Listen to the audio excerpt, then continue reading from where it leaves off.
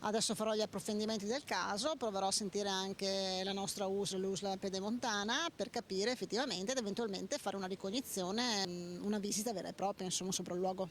Villa Serena.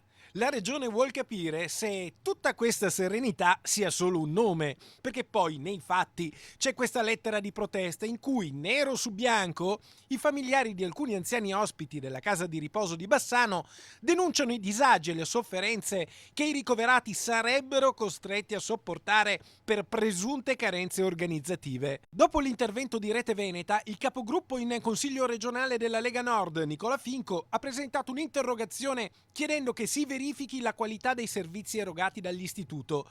Immediata la replica dell'assessore veneto alle politiche sociali, Manuela Lanzarin, che annuncia un sopralluogo.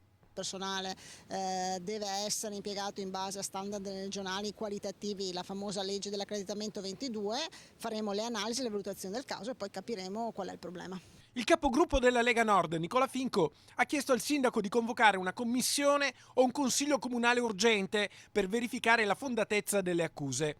Questo perché la residenza per anziani è gestita dall'Istituto Cima Colbacchini, ente di assistenza benefica che, come riporta il suo sito, è guidato da un consiglio di amministrazione nominato proprio dal sindaco di Bassano del Grappa.